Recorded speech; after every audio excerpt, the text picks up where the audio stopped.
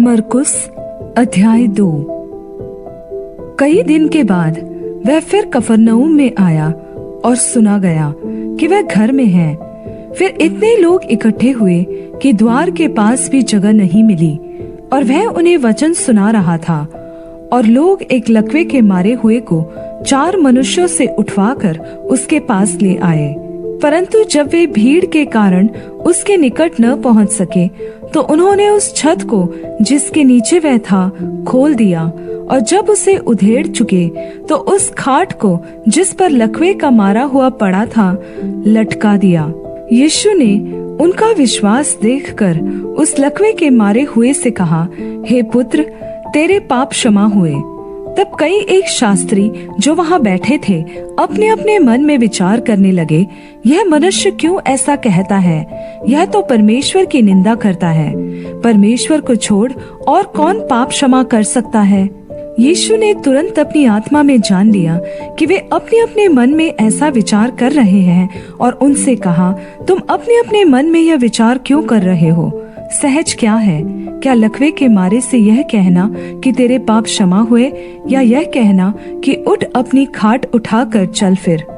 परंतु जिससे तुम जान लो कि मनुष्य के पुत्र को पृथ्वी पर पाप क्षमा करने का भी अधिकार है, उसने उस लकवे के मारे हुए से कहा, मैं तुझसे कहता हूँ, उठ अपनी खाट उठाकर अपने घर चला जा।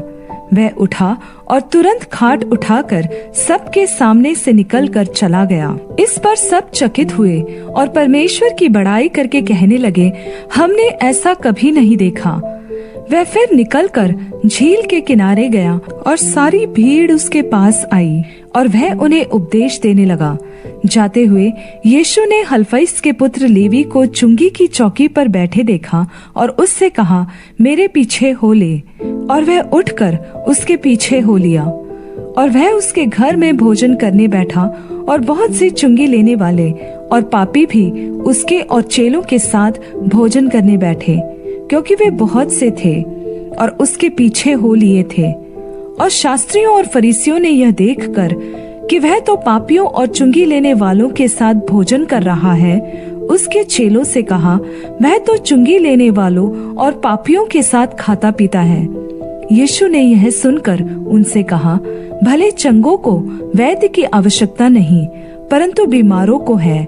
मैं धर्मियों को नहीं, परंतु पापियों को बुलाने आया हूँ। यूहन्ना के चेले और फरीसी उपवास करते थे, अतः उन्होंने आकर उससे यह कहा, यूहन्ना के चेले और फरीसियों के चेले क्यों उपवास रखते हैं, परंतु तेरे चेले उपवास नहीं रखते?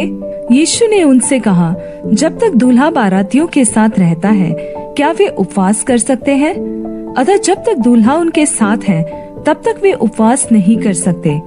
परंतु वे दिन आएंगे कि दूल्हा उनसे अलग किया जाएगा, उस समय वे उपवास करेंगे। नए कपड़े का पैबंद पुराने वस्त्र पर कोई नहीं लगाता, नहीं तो वह पैबंद उसमें से कुछ खींच लेगा, अर्थात नया पुराने से और अधिक फट जाएगा। नए दाखरस को पुरानी मशकों में कोई नहीं रखता, नहीं तो दाखरस मशकों को फाड़ देगा, और दाखरस और मशकें दोनों नष्ट हो जाएंगी। परंतु दाख का नया रस नई मशकों में भरा जाता है। और ऐसा हुआ कि वह सबत के दिन खेतों में से होकर जा रहा था, और उसके चेले चलते हुए बाले तोड़ने लगे। तब फरीसियों ने उससे कहा, देख, ये सबत के दिन वह काम क्यों करते हैं जो उचित नहीं? उसने उनसे कहा, क्या तुमने कभी नहीं पढ़ा कि जब दाऊद को आवश्यकता हुई और जब वह और उसके साथी भूखे हुए, तब उसने क्या किया था? उसने क्यों अबियातार महायाजक के समय परमेश्वर के भवन में जाकर भेंट की रोटियां खाई, जिसका खाना याजकों को छोड़ और किसी को भी उचित नहीं, और अपने साथियों को भी दी? और उसने उनसे कहा, सबत का दिन मनुष्य के लिए बनाया गया है, न कि मनुष्य सबत के दिन के लिए। इसलिए मनुष्य का पुत्र सबत के दिन का भी स्वामी है।